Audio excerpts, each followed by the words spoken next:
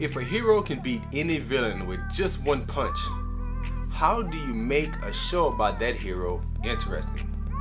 Well, these people who wrote One Punch Man figured out that format.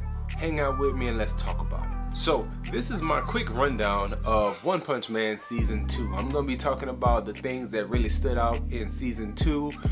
Full spoilers here. Just wanting to discuss it. You know, I know it's a show that came out in 2019 and I'm just late to the party, but I enjoyed it so much, Season 1, that I zoomed straight through Season 2. I actually finished it a few days ago, but I've gathered my thoughts and I want to share them with you. Building a show around a person who can beat anybody with one punch. The way you make that interesting is by you letting other characters shine. And in Season 2, Metal Bat shines real hard. He gets what feels like a full episode of him going toe-to-toe with the villain Garo, him going toe-to-toe with the Centipede, trying to protect these important executives for the Hero Association. It was real cool to see. You got to see backstory on him. You got to see his little fighting spirit thing, and it was just real interesting. And you got a full episode of action with the main character nowhere to be found. And that's how you kind of drag things out and make them real interesting, because in Season 1 they introduced so many characters and so many heroes, but you didn't know much about them. Here you give them time to shine and you see them develop. Also shining real hard in Season 2 is Genos, but you know, he's a season regular. He does this thing against Sonic early in the season. He also does this thing toward the back half of the season against the huge Centipede thing. And you know, he's always going to be impressive because, you know, he just adds parts to him, and that's real cool to see his upgrades and see him do more and more and more and more. But when we talk about giving people time to shine, I think the smartest decision that they made, and more shows need to do this, is by giving time to shine to the villain. Garo, you get to see his origins as a little kid and seeing all these other kids that cheered for heroes, and he was the one person who gravitated toward the monster. You also get to see how he hooked up with Silver Fang, and then, you know, the backstory in that, how he learned the technique and became such a great fighter, and he's just immensely strong. Even though we know Saitama is gonna run across this dude and end it in maybe 2 punches, it's still real interesting to see what is that interaction gonna be like when they finally have it. Will he challenge One Punch Man in any way? One of the best takeaways from Season 2, and really Season 1 as well, that other people, other shows need to take from One Punch Man, is the fact that you shouldn't be afraid to set up multiple plot threads and just let them dangle. You don't have to give me every answer to every question every time. There are many things that were set up in Season 2, and some things even were set up in Season 1, and we didn't get answers in Season 2. And that's fine. It gives people a reason to come back to the show.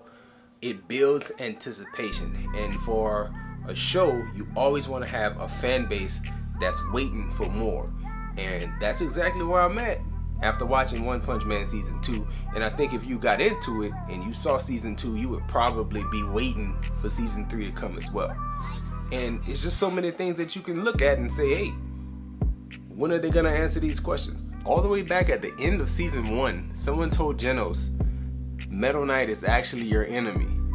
So I watched Season 2 and forgot about that. But then when Metal Knight popped up in Season 2, I was like, wait, are they gonna address that? They did not. When y'all gonna address something all the way in Season 1 with Metal Knight? There's another hanging thread with Sonic. Speed of Sound Sonic is eating these monster cells, and it's never, like, the camera never shows his reaction. It never comes back to him and says he turned into something or not. Like, I know they made a joke about him having to go to the bathroom immediately after eating those cells, but we don't know if there was any side effect. When will they come back to that? We know he's going to be a reoccurring character. He's been in Season 1, Season 2. We know he'll probably pop up in Season 3. When will you address this? You look at the Monster Association as a whole. Like, what's going to happen with the Monster Association? The leader of the Monster Association, that huge character in that big chair, like, what is he going to do? What role is he going to play in Season 3? Like, is there going to be a time jump And if there is a time jump, that leads me to another thought. What's gonna happen to Garo? Like, Garo ended the season being carried away by one of the monsters back to the Monster Association. So what's gonna happen to him? Like, is he gonna turn? Is he gonna be stubborn and fight on their side, but still using just his human strength, because he was pretty intent on doing that? I don't know, but I'm waiting and I'm ready to see. There were a lot of things that I loved about season 2 of One Punch Man. I went through it so fast that I'll probably go back and rewatch some episodes if I ever get bored. But I enjoyed it. I think it was great.